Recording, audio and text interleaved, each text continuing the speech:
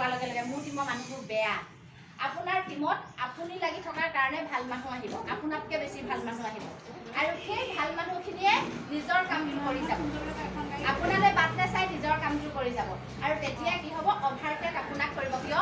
কাৰণ আপোনাৰ অলৰেডি এটা এলাহ ভাৱ আহি গ'ল যে মোৰ টিমৰ মানুহ বেয়া কাৰণে ময়ো নাই কৰা। আৰু সেই কেতিয়া আপোনাৰ টিমত ভাল মানুহ আহিলে কোনে বুজাই আগুৱাই লৈ গ'ল আপুনি ভাবি থাকোঁতে আপুনি ৰৈ যাব, তেওঁ আগুৱাই গৈ থাকিব। তাৰমানে ভাল মানুহ বিচাৰি থাকোঁতেই আপুনি ৰৈ যাব, ভাল মানুহ আহিও আগুৱাই গুচি যাব আপোনাক অভাৰটেক কৰি, ব্ৰেক কৰি। গতিকে ভাল মানুহ প্ৰত্যেকৰ টিমতে আছে। আমি ভাল মানুহ নাই বুলি কেতিয়াও ভাবিব নালাগে, সকলোৱে ভাল মানুহ হয় বুলি আমি ভাবিব লাগে। তাৰপিছতে আহিলে চেষ্টা কৰি আছোঁ, বহুত আছে। আপুনি কৰি আছে নহয় আৰ্চিয়া? কৰি আছোঁ, পুৰা চেষ্টা কৰি আছোঁ। একদম এবাৰ ভাবিছোঁ, এইবাৰ যি হ'ল হ'ল আৰু। এইবাৰ মোৰ পইচাৰ প্ৰব্লেম, এইবাৰ মোৰ ঘৰত বেমাৰ হ'ল, এইবাৰ মোৰ ঘৰত বিয়া ওলালে, এইবাৰ আকৌ আমাৰ কিবা ল'ৰা ছোৱালীৰ এডমিশ্যন হ'ল, অহাবাৰ পৰা পুৰা চেষ্টা কৰি আছোঁ। একশ্যন নলয়, কেতিয়াও একশ্যন নলয়। একশ্যন নোলোৱা কামে কেতিয়াও চেষ্টাৰে কামত নিদিয়ে। আপুনি কৰিব লাগিব, এতিয়াই কৰিব লাগিব। আৰু মোৰ লাইফটোৰ কথা যদি কওঁ, মই ষ্টাৰ্ট কৰিছিলোঁ 554 টকাৰ পৰা। মোৰ বেগটোত বাৰে বাৰে খুচৰোঁ 600 টকা ওলায়। যদি মই 600 টকাই বজাৰ কৰোঁ, ভাড়া দি ঘৰলৈ ঘূৰি আহিব নোৱাৰোঁ, কাৰণ বেগত আৰু এটকাও পইচা নাই। সেই 654 টকা মই বজাৰ কৰিছিলোঁ, আৰু বাকী টকা মই যাতায়াতীৰ গাড়ীৰ খৰচা দিছিলোঁ। আৰু সেই 654 টকাৰে মই কৰি আছোঁ।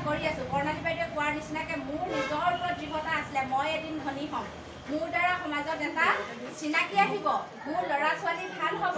আৰু যাৰ কাৰণে আগত মই যিখন সমাজত আছিলোঁ, সেই সমাজখনত কেৱল অহংকাৰী ধনী দেখিছিলোঁ। আপোনালোকে বেয়া নাপাব, এইটো মই একেবাৰে ফেক্ট আৰু ৰিয়েল কথা কৈছোঁ। লাইফত মই RCMত অহাৰ আগত কেৱল অহংকাৰী ধনী ব্যক্তিক লগ পাইছিলোঁ। যেতিয়াই মই RCMত আহিলোঁ, লগ পালোঁ নিৰহংকাৰী ধনী মানুহ। যিমান ধনী হৈ গৈ আছে, সিমান নিৰহংকাৰী গৈ আছে। এই বস্তুটোৱে মোক বেছি এট্ৰেক্ট কৰিলে, যাৰ কাৰণে মই ঘৰত ৰ'ব নোৱাৰা হ'লোঁ। আৰু ছাৰে কোৱাটো একদম সঁচা কথা। ছাৰে যদি মোক 9টা বজাত মিটিঙত মই ছাৰক আহিবলৈ কওঁ, ছাৰে মোক মিটিঙতহে নিব। মই ছাৰক হোম মিটিংছ কৰাম, কাউন্সিলিং কৰামগৈ, কিন্তু মইতো ৰিটেইল কৰিব লাগিব, কাৰণ মোক হাতত পইচা লাগিব। যাৰ কাৰণে মই 6টাত ৰিটেইলিং কৰিবলৈ গুচি যাওঁ। 6টা বজাত ৰিটেইলিং কৰোঁ, 9টাত পাওঁ, কিবা অকণ খাই ছাৰৰ লগত যাওঁ বা বেলেগ ছাৰৰ লগত যাওঁ। তাৰপিছত ছাৰহঁতে যেতিয়া কয় যে আপুনি কাইলৈ কিন্তু অকলে যাব, আপুনি লিডাৰ, আজি মোক ছাৰে সন্মুখত কয় আপুনি আজি প্লান শ্ব' কৰক, মই ফটাফট কৰি দিওঁ। মোক কয় আজি আপুনি কাউন্সিলিং কৰক, মই ফটাফট কৰি দিওঁ। তাৰপিছত ছাৰে ক'ব কাইলৈ পৰা কোনো লিডাৰ নাই, আপুনি লিডাৰ, টিমক আপুনিহে মানে টিমক লৈ যাবগৈ, আপুনিয়ে লিডাৰ। গতিকে আপলাইনৰ লগত কৰিলে আপলাইনৰ বাঢ়িব, টিমৰ লাইফ লাইনক লৈ কৰিলে আপোনাৰ বাঢ়িব। গতিকে আপুনি লাইফ লাইনক উলিয়াওক। আৰু ছাৰসকলৰ কথাৰ পৰামৰ্শ মতে মই মোৰ লাইফ লাইনক লৈ কাম কৰিলোঁ, যাৰ কাৰণে মই ভাবিলোঁ মোতকৈ ডাঙৰ কোনো নাই, ময়ে ডাঙৰ, মানে ময়ে সিহঁতক হেণ্ডেল কৰিবই লাগিব। যাৰ কাৰণে ৰাতিপুৱা 6টা বজাত যদি ওলাওঁ ৰিটেইলিং কৰিবলৈ, সন্ধিয়া আহোঁ। আৰু পইচা একেবাৰে নাছিলে, সকলোৱে জানে প্ৰথম মাহত মোৰ 1400 টকা সোমাইছিলে, 1400 টকাই নচলে। মানুহজনক মই পইচা কোনোদিনেই নোখোজোঁ, কাৰণ ঘৰখনৰ দায়িত্ব থাকে। আৰু যাৰ কাৰণে কি হয়, 2টা ডাঙৰ বেগ লওঁ, নিজে ৱেট ল'ব নোৱাৰাকৈ লওঁ। এটা বেগত মই খালীকৈ নিওঁ, মানে কাপোৰ কানি দিওঁ, আৰু এটা বেগত কেৱল RCMৰ প্ৰডাক্ট দিওঁ। যাৰ ঘৰত সোমাওঁ RCMৰ প্ৰডাক্ট দিওঁ, আকৌ নেক্সট কওঁ আপোনালোকৰ কাপোৰ চিলাবলৈ আছে নেকি। কোনোবাই কয় মেখেলাখন চিলাই আনিবা, কোনোবাই কয় ব্লাউজটো চিলাই আনিবা, কোনোবাই কয় দহি বাতিবলৈ আছে লৈ যোৱা। সেইখিনি কালেক্ট কৰি বেগত ভৰাওঁ, বাকীখিনি RCMৰ প্ৰডাক্ট।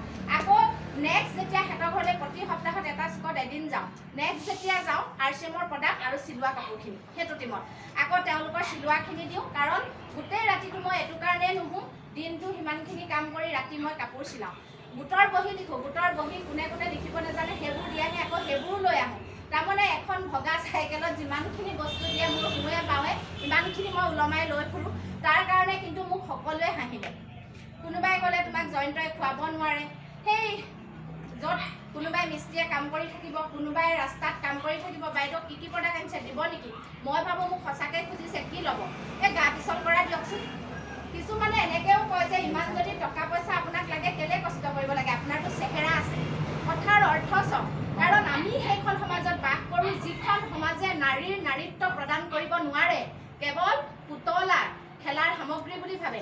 আমি এইখন সমাজত এতিয়া কাম কৰিছোঁ যিখন সমাজে নাৰীৰ মৰ্যাদা ভবাতকৈও বেছিকৈ দিয়ে। তাৰ উদাহৰণ মই আজি ছাৰে ক'লে মোৰ ইনকাম 2,64,800 কিমানটা আছিলে, চৰকাৰে টেক্স কটাৰ পিছত সোমালে 2,61,000 কিমানটা, হাজবেণ্ডৰ 55,800 কিমানটা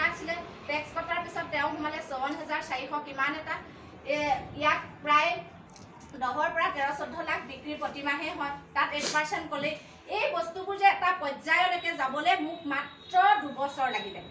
জইনিং হোৱা মোৰ বহুত দিন হোৱা নাই। RCMত জইনিং হোৱা মোৰ এতিয়া 31 মাহ হৈছে। 31 মাহৰ আগৰ পৰ্যায় মোৰ সেইটো আৰু 31 মাহৰ পিছৰ পৰ্যায় মোৰ এইটো। কিন্তু মই ভাবি আছোঁ সেয়া মোৰ টকা পইচা নহয়, সেয়া মোক ঈশ্বৰে দিয়া এটা উপহাৰ। এইটোৱে উপহাৰটো যে মোক এনেকুৱা শক্তি লাগে, যি শক্তিয়ে মোৰ দৰে 1000 গৰাকী মানুহৰ চকু পানী মই মচিব পাৰিম, 1000 গৰাকী মানুহৰ স্বাস্থ্য মই ভাল কৰিব পাৰিম, 1000 গৰাকী মহিলাক সেই কুৎসিত মনৰ মানুহবোৰৰ পৰা আনি পেলাই সসন্মানেৰে জীয়াই ৰখাৰ এটা স্বাধীনতা দিব পাৰিম। সেইটো কাৰণে কিন্তু আমি প্ৰত্যেকজন এছ'চিয়েট বায়াৰে লাগিছোঁ। আমাৰ উদ্দেশ্য এইটো নহয় বস্তু বিকি ধনী হ'ম, আমাৰ উদ্দেশ্য এইটো নহয় আমি RCM কৰি পেলাই আমি পইচা ঘটিম। আমাৰ উদ্দেশ্য যদি সৎ হয় পইচা নিজে নিজে আহিব। TC ছাৰে সদায় কয় যদি আপোনাৰ লাইফত পইচা লাগে RCMত সমৰ্পিত হওক, সমাজৰ বাবে কিবা দিয়াৰ বাবে, স্বাস্থ্য ৰক্ষাৰ বাবে, বেলেগক উপাৰ্জন দিয়াৰ বাবে, বেলেগক ভাল কৰাৰ বাবে। পইচা হ'ল ক্ষুদ্ৰ স্বাৰ্থ। ক্ষুদ্ৰ স্বাৰ্থ ইয়াত কেতিয়া পূৰণ হৈ যাব আপুনি নাজানিব। গাড়ী লাগে নিজে নিজে আহিব, টকা লাগে নিজে নিজে আহিব, ঘৰ লাগে নিজে নিজে আহিব। আৰু সেইখিনি সমৰ্পিত হোৱাৰ কাৰণে আজি এইটো পৰ্যায়। আৰু ইয়াৰ কাৰণে মই অকলে পৰা নাই, মোৰ সমগ্ৰ টীম আজি ইয়াত উপস্থিত। আপোনালোক সকলো লাইফলাইনসকলৰ যি মৰম চেনেহ আদৰ আশ্বাস, আজি ছাৰসকলৰ মোৰ প্ৰতি থকা যিটো বিশ্বাস, মোৰ প্ৰতি থকা যিটো আদৰ মৰম, সেই হাতখন মোৰ ওপৰত থকাৰ কাৰণে আজি পচিবল হৈছে। সদায় সন্তুষ্টি, আপোনাক লৈ মানুহ সন্তুষ্টিত থাকিব লাগিব, তেতিয়াহে কিন্তু আপোনাৰ সেই ওপৰলাই আমি অকল ভগৱানক সেৱা কৰিলে নহ'ব। আপোনাৰ ভাল যিসকলে চিন্তা কৰি আছে তেওঁলোকৰ কাৰণেও আপুনি কিবা কৰিব লাগিব। গতিকে মই সেইখিনিকে ক'ম। আৰু খুব বেছি ভাল লগা কথা কিয় এনেকুৱা নহয়, বহুতে কয় মোৰ ল'ৰা ছোৱালীয়ে মেট্ৰিক দিব, ল'ৰা ছোৱালীয়ে হাই ছেকেণ্ডেৰী দিব, ল'ৰা ছোৱালীয়ে টেটত আছে মই ওলাই যাব নোৱাৰোঁ। মই কৈছোঁ ৰেছপনচিবল। ল'ৰা ছোৱালীক যদি আমি সৰুৰ পৰা ৰেছপনচিবল দেখাম, মোৰ দায়িত্বটো মই কৰিম, তোমাৰ দায়িত্বটো তুমি কৰিবা, সেইকেইটা ল'ৰা ছোৱালী কেতিয়াও বেয়া নহয়। সেইকেইটা ল'ৰা ছোৱালী সময়ত পঢ়িবই, সেইকেইটা ল'ৰা ছোৱালী সময়ৰ কাম সময়ত কৰিবই। কেতিয়াও মাকহঁতৰ কাৰণে ব্লেম দি ৰখি নাথাকে। কিয়? কাৰণ যিজনী মাকে, আপোনালোকে এটা ফেক্ট কথা চাব, যিজনী মাকে মোৰ ল'ৰা ছোৱালীক এইবাৰ 10ৰ মোৰ ল'ৰা ছোৱালী পৰীক্ষা দিব, ক্লাছ 2 মই নাথাকিলে নপঢ়ে বুলি কৈ ঘৰত থাকে, সেইজনী মাকে কিন্তু পঢ়াৰ টেবুলত ৰৈ নাথাকে। ঐ পঢ়াৰ টেবুলত বহি এইফালে ৰিল চাবলৈ লাগিলে। ল'ৰাৰ মাইণ্ডছেট কি হ'ল? যে মায়েও কথাত মিছা কয়। মায়ে দেখোন ফোনত কৈছিলে ল'ৰা ছোৱালী পৰীক্ষাৰ কাৰণে নোলাওঁ, এতিয়াচোন মায়ে মোক পঢ় বুলি কৈ এইফালে মোবাইল চাই আছে। তাৰমানে কামটোত ফাঁকি দিয়াৰ যি ধৃষ্টতা মাকৰ পৰা শিকিলে। সেই বস্তুখিনিও কিন্তু RCMত সংস্কাৰ দি আছে, সেইখিনিও সংস্কাৰ দি আছে। গতিকে মই ক'ম RCMে কেৱল আমাৰ জীৱন নহয়, পৰিয়ালৰ লগতে আমাৰ নাতি পুতি, আমাৰ সন্তানলৈকে সংস্কাৰমুখী কৰিছে। আৰু যিটো বস্তুৰ আটাইতকৈ এতিয়া অভাৱ সংস্কাৰৰ, টকা থাকিব পাৰে কিন্তু সংস্কাৰ নাই। জীৱন আছে, পইচা আছে, সুখ আছে, কিন্তু শান্তি নাই। বুজিলেনে? সুখ শান্তি সমৃদ্ধি একেলগে নাই। তাৰ কাৰণ হৈছে আমাৰ সেই সমাজখনত থকা হিংসা বিদ্বেষ, তোৰ হওক মোৰ নহওক, তোৰ শিকাই দিম কেলে, মোৰে অকল হওক, এই বস্তুবোৰে RCMত নাই। যাৰ কাৰণে ইয়াত কোনো বহুত বেছি মানুহ মানে আপুনি দেখিব কিন্তু চব টিচ দিব নোৱাৰে। ইয়াৰ কাৰণ হ'ল সেই কলুষতাবোৰৰ পৰা নিজৰ হৃদয় অন্তৰাত্মা মুক্ত কৰিব নোৱাৰে। আৰু মুক্ত কৰিব নোৱাৰাৰ কাৰণে অজানিতে আঁতৰি গুচি যায়। কিন্তু তেওঁ সদায় আমি চেষ্টা কৰি আছোঁ, আহক সকলোৰে ভাল হওক। গতিকে RCMত আছোঁ বুলি আমি সগৌৰৱেৰে ক'ব পাৰোঁ, স্বীকাৰ কৰিব পাৰোঁ যে RCMৰ পৰাহে মোৰ এনেকুৱা হ'ল। সেই ভাৱনাটো আমাক লাগিব। গতিকে খুব ভাল লাগিলে।